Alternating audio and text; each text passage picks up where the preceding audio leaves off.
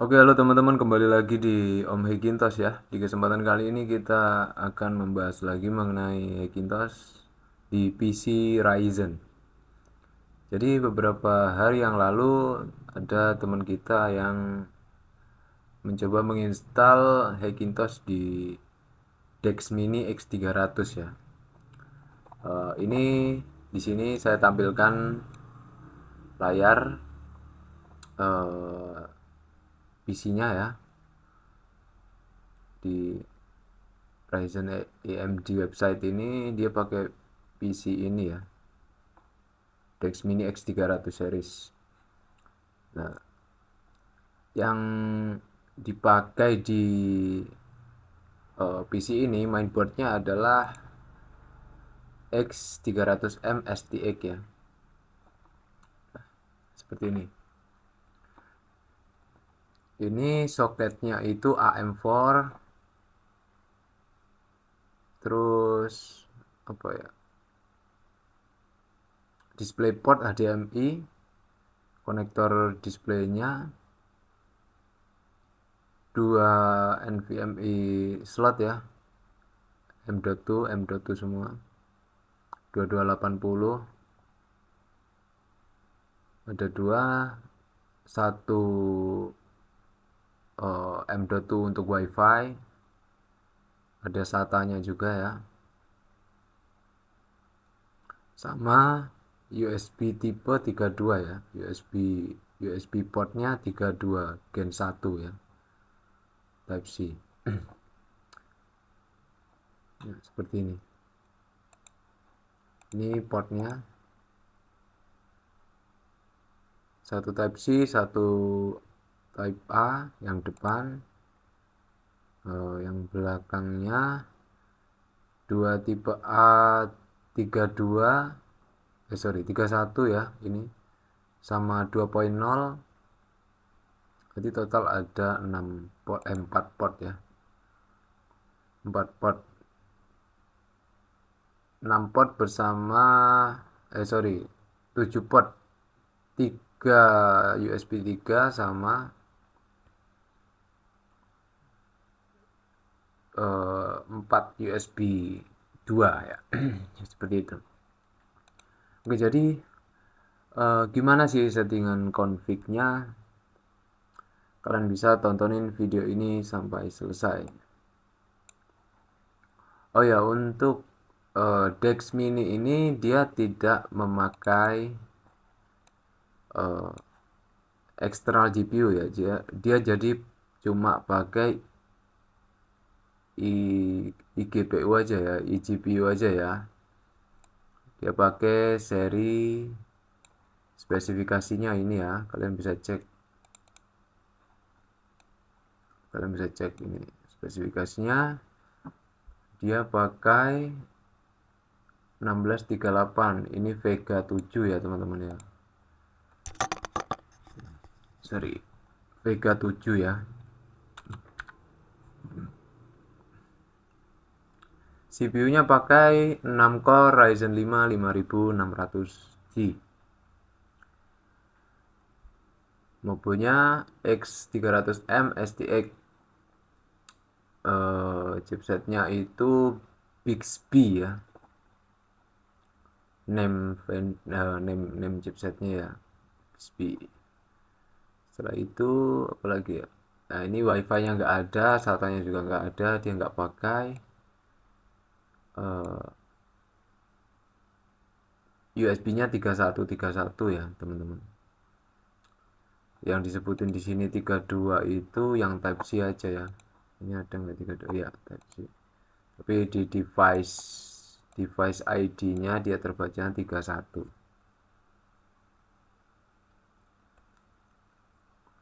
Oke, gimana settingan config-nya? Yuk kita paparkan di sini ya teman-teman ya. Nah, di sini kita untuk file YFI-nya, untuk ACPI kalian butuh CPU R ya, CPU R untuk generasi ini ya. Setelah itu untuk ACPI yang lain isi USB desktop ini kalian juga butuh. Nah, untuk yang SSD TRZ ini moddingan saya sendiri, jadi kalian nggak pakai juga nggak apa-apa. Tapi untuk USB-nya kalian harus mapping sendiri nanti ya, USB terus eh, contohnya kayak apa namanya, NVMe yang kebaca eksternal kayak gitu-gitu. Terus audio misal seperti itu kalian harus bikin dari cache sendiri, atau mungkin bisa nge-patch SSD kalian bisa coba sendiri seperti itu. Nah, untuk cache-nya itu sangat simple ya teman-teman. Di sini nggak perlu ribet, hanya ini aja kalian bisa contoh di sini. Cache-nya cuma ini. Nah, untuk Vega 7 dia pakai Node-RED ya. Nah, mungkin banyak yang bingung ya. Jadi gini, buat teman-teman yang untuk Ryzen PC atau mini PC atau laptop ya atau notebook, apa bisa sih diinstal Hackintosh? Jawabannya bisa. Cuma kalian harus tahu dulu kegunaan kalian tuh untuk apa. Hackintosh itu, macOS itu di Ryzen untuk apa. Jika teman-teman membutuhkan macOS atau Hackintosh di PC atau notebook Ryzen itu untuk rendering atau untuk editing video, saya rasa jangan, karena untuk hardware akselerasi H264 atau H265-nya itu tidak jalan ya untuk encodingnya. Decodernya Violet ya teman-teman ya. Jadi kalian nggak bisa pakai, tapi untuk metalnya itu masih bisa dipakai. Cuma kalau metal aja ya teman-teman ya, metal aja itu konsekuensinya kurang, gimana ya, kurang kenceng buat ngerender itu ya. Untuk render itu kurang bagus. Nah, contohnya seperti ini. Kalau misal cuma metal gitu ya teman-teman, cuma metal, memang kalian bisa dapat GECA kayak gini tuh oke teman-teman. Grafiknya jalan. Ini terbaca grafiknya itu, kalian bisa cek grafiknya Vega 7 di patching pakai Node-RED-nya 1638, ini 2 GB ya. Ini tuh grafiknya tuh jalan, cuma buat uh, kuat ekstrim aja ya teman-teman ya, buat nyempurnain displaynya aja ya, biar nggak blurry gitu istilahnya, biar bagus lah gitu ya, dan metalnya juga support gitu ya. Cuma untuk decodernya mana ya decodernya ya, saya cekkan dulu ya decodernya itu. Nah, untuk decoder VDA decodernya itu nggak jalan. Nah, ini masalahnya nanti ketika kalian membutuhkan software atau hardware H264 ya untuk enable grafik ya. Contohnya ada beberapa software yang membutuhkan itu. Kayak DaVinci itu kalau cuma metal dia FPS-nya drop ya teman-teman ya buat rendering. Atau untuk Logic Pro Pro Tool ya.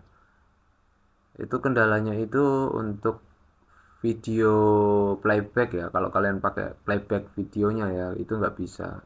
Bisanya cuma sound aja buat mixing audio ya, gitulah pokoknya komposer. Cuma ya itu tadi, kalau dia butuh graphic enable itu nggak bisa ya teman-teman ya.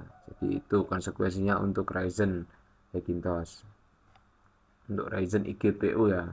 Kecuali kalau kalian punya iGPU dan sorry, untuk Ryzen yang pakai DGPU atau external GPU yang support macOS, kalian bisa cek di Dortania ya, AMD Dortania, kalian bisa cek PC lalu di extend pakai grafik AMD, nah itu bisa jalan untuk renderingnya seperti itu teman-teman. Dan untuk pengguna develop apa namanya, untuk software developer ya, ini tidak ada masalah sih, cuma kendalanya itu di virtualisasinya, karena untuk Ryzen itu virtualisasinya tidak jalan. Jadi kalian kalau mau emulator aplikasi gitu harus dikeluarkan ke real device-nya. Contohnya misal iPhone ya iPhone, atau Android ya Android gitu, diinstal dulu di luar, nggak bisa langsung via emulator seperti itu. Oke, jadi sampai di sini semoga teman-teman paham ya untuk penginstalan konsekuensi menginstal Hackintosh atau macOS di PC atau laptop Ryzen ya. Dan selain itu untuk laptop kemungkinan dia panas ya teman-teman. Cuma ya ada beberapa yang masih oke sih untuk temperaturnya. Itu isu yang kadang ada kadang enggak sih. Kalian bisa coba sih. Oke, sampai di sini saya rasa sudah mulai mengerti ya. Oke, kita lanjut ya teman-teman ya. Nah, ACPI-nya kita cuma butuh 3 ini. Kalau kalian nggak punya patch ini, kalian bisa pakai 2 ini aja. Setelah itu untuk injeksi SATA, NVMe atau apa namanya, NVMe grafik, misal kalian butuh injeksi, kalian bisa cek tutorialnya di Google, ada kayaknya ya. Kalau ini saya main patchingannya saya sendiri ya, mungkin kadang ada yang cocok kadang enggak buat teman-teman ya. Nah, untuk cache-nya cuma ini aja cache-nya. Yang terpenting untuk AMD eGPU kalian bisa pakai Node-RED ini ya. Nah, gimana sih ngeceknya Node-RED ini? Nah, di sini di device manager ya teman-teman ya. Ketika membuka Windows di device manager, kalian bisa lihat bagian hardware ID. Nah, hardware ID itu misal display gitu ya, atau grafik, kalian bisa cek di bagian sini. Nah, di sini ada namanya dev. Dev ini tuh melambangkan device ID-nya, hardware. Jadi misal Vega 7 ya device ID-nya ini 1638. Ini macam-macam, beda-beda, ada Vega 8, ada Vega 10, ada Vega 11. Nah, kalian bisa cocokkan dengan ini ya. Node-RED opens. Nah, misal kalian bingung nih apa device ID-nya gitu ya kan. Kalian bisa cek di sini. Device ID-nya apa ya? Punya saya juga support nggak buat Node-RED gitu ya. Seperti itu ya. Kalian bisa cek di ini untuk Navi 10. Nah, ini untuk Wrangler. Ini di spoof ya istilahnya. Dari cache-nya. Nah,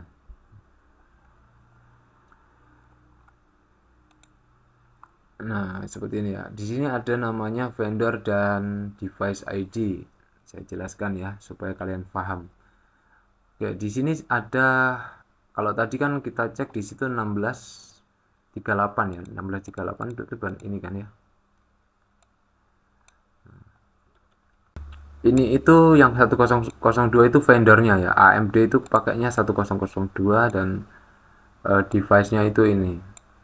Ini untuk Ryzen Vega 7 ya teman-teman ya. Nah, untuk yang ini kan beda nih, ada 1636, ada 164C, ada 16, ada 15E7, 158D, 15DD. Nah, ini macam-macam. Itu kalian bisa cek di device ininya teman-teman ya, device ID-nya teman-teman di hardware ID ya di Windows. Kalau ada yang seperti ini di dalam Node-RED ini, berarti dia bisa dibooting pakai Node-RED seperti itu, di patch pakai Node-RED. Oke, sampai di sini sudah paham ya teman-teman ya. Ya udah paham juga ya masalah grafik ya. Setelah paham ini kita lanjut ke config. Config ya. Oh iya, drivernya itu pakai ini ya. Saya simple aja sih, nggak ribet. Toolsnya cuma pakai ini, open shell aja, itu nggak penting juga sebenarnya. Nah, untuk source-nya bebas, kalian bisa ambil dari mana aja. Yang terutama adalah JPI dan juga Kex ya. Drivernya harus ada open runtime dan juga buat ngebooting DMG-nya pakai HFS plus atau Open HFS, itu aja, atau Open Canopy itu untuk resource-nya ini, untuk gem. Oke, kita lanjut ke config.place. Config.place kalian bisa cek menggunakan place editor atau property. Kalian bisa samakan untuk ACPI-nya. Nah, kita pakai 3 ini aja ya. Kalau kalian nggak pakai yang nggak punya SSD tambalan ini, kalian bisa pakai 2 ini aja, EC sama CPUR. Oke, untuk booter Quartz, nah seperti ini, kalian bisa contoh. Nah, seperti ini ya, yang diaktifkan cuma avoid runtime defect, enable save mode slide, profit custom slide, rebootable memory map, sama synchron runtime permission. Kalian juga bisa mengaktifkan di virtualis memio ini kalau kalian tahu bugnya ya, atau memionya yang mau di skip ya. Kalian biasanya itu pakai debugging kalau kalian mau pakai ini, tapi ini di no aja nggak apa-apa. Oke, sampai sini quersnya sudah dicocokkan. Kalau sudah cocokkan, kita buat seperti ini. Untuk audio ya, untuk mini PC kemarin saya nyoba untuk ngebatch belum bisa, jadi saya tambal di bagian add atau device property ini. Oke, layout 12, audionya ini pakai ALC 235 ya. Iya. Oke, 235, jadi kita pakai number 12. Number 12 ini kalau di data jadi C ya. Kalau dirubah jadi data jadi 0C000000 gitu ya. Nah, itu kernel saya juga cuma pakai ini aja, seperti yang ada di Kex itu.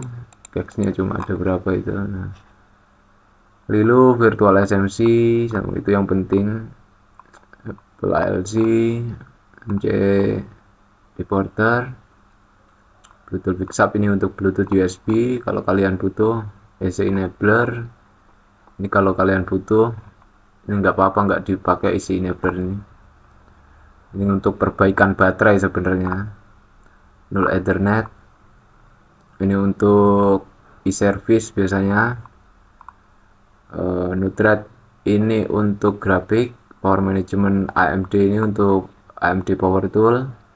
SMC AMD prosesor ini untuk pembacaan CPU tadi ya, yang dari CPUR ini. Untuk restrict event, SMC Super IO ini nggak terlalu penting juga, kalian bisa disable kalau kalian nggak pakai. Terus hard disk ini untuk USB ke Android atau iPhone. Android sih ini hard disk. Oke, setelah itu quartz-nya ini nggak ada tambalan-tambalan yang macam-macam.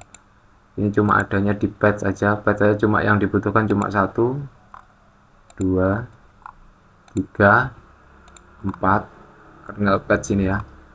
Kalian rubah kode BA0 nya itu, BA06 ini sesuaikan dengan CPU kalian. Kalau untuk Ryzen 5 5600G ini dia pakai 6 core, jadi kita rubah ke 6, itu aja, 0 ke 6 itu aja.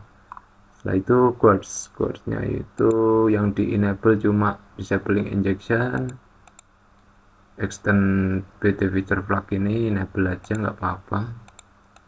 Terus panic no capdom, power time mode kernel panic enable provide current CPU info ini enable atau yes, third party driver ini enable. Nah itu aja, sama satu sama dummy power management ya.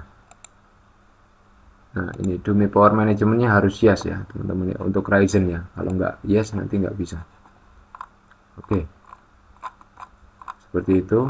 Udah, ini untuk kernel Quartz udah sampai sini aman, no problem.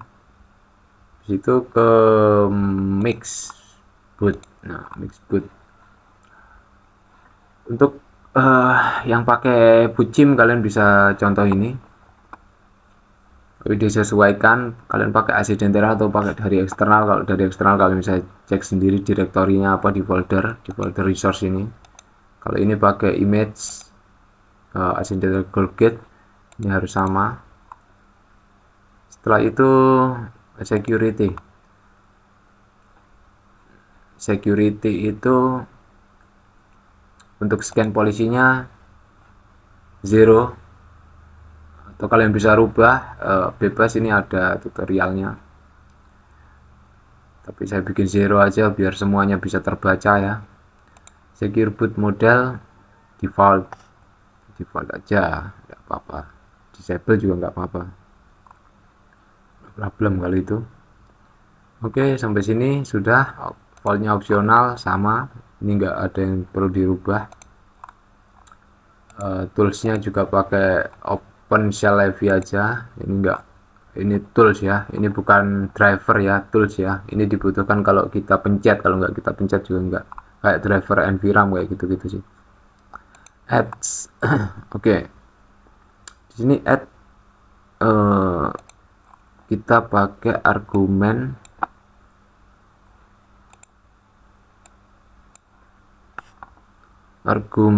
itu cuma ini ya. Nah ini -v biasa, ini untuk verbose. Keep sim ini untuk apa ya namanya, debug juga ya. nred dp delay ini untuk buat teman-teman yang mengalami blank screen ya setelah booting ya, blank screen kayak gitu-gitu, dikasih delay ya supaya init lagi gitu istilahnya gitu.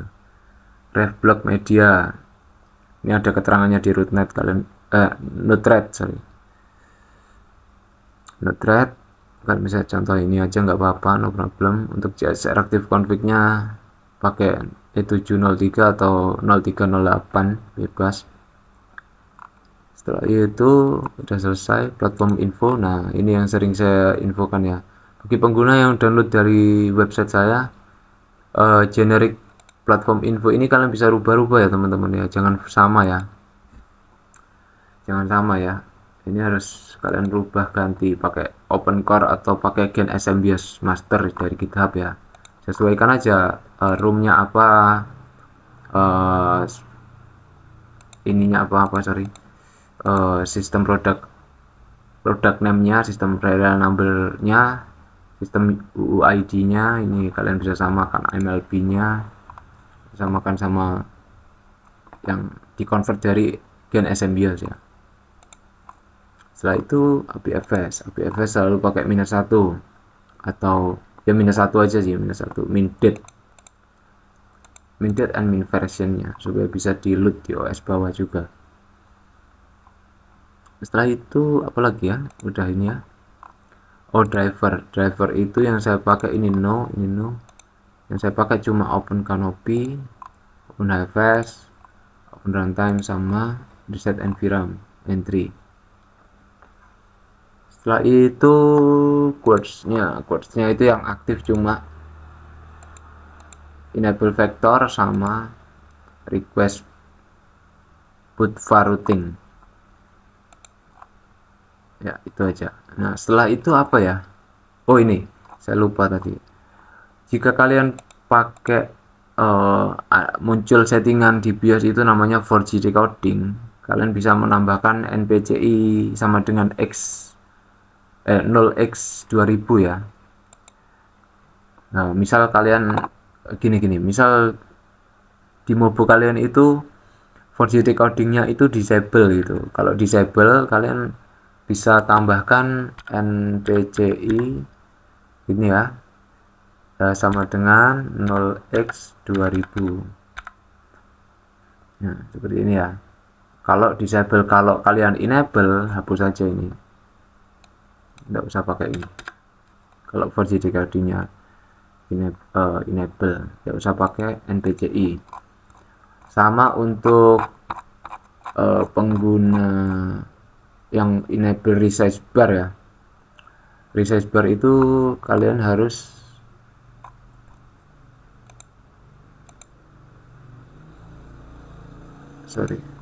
ini resize bar itu kalian harus mengganti yang mana ya, saya lupa ya. Ini batch codes. Oh ini resize bar GPU, resize Apple GPU bar ini harus ke kosong ya, jangan ke -1, harus kosong gitu untuk mengaktifkan resize bar, atau kalian bisa setting sesuai kebutuhan kalian berapa gitu. Oke, kalian paham ya? Jadi settingannya cuma itu aja, tidak perlu ribet sebenarnya. Tapi ya mungkin untuk Ryzen memang agak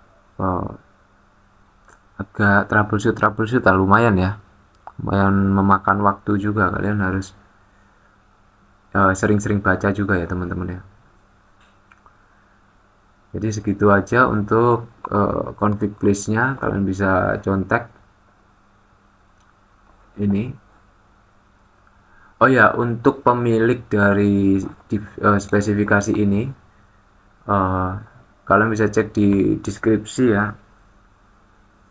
Kita share juga IG atau media sosialnya nanti di bawah.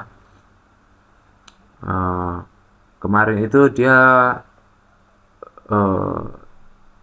hanya coba-coba sebenarnya, dan untuk keperluan Pro Tools. Cuma kendalanya itu untuk grafik enablernya dia nggak bisa karena dia cuma support metal aja. Jadi untuk playback videonya dia tidak jalan untuk Pro Tools ya, karena saya lihat memang yang digunakan itu H264, H265 ya, seperti itu.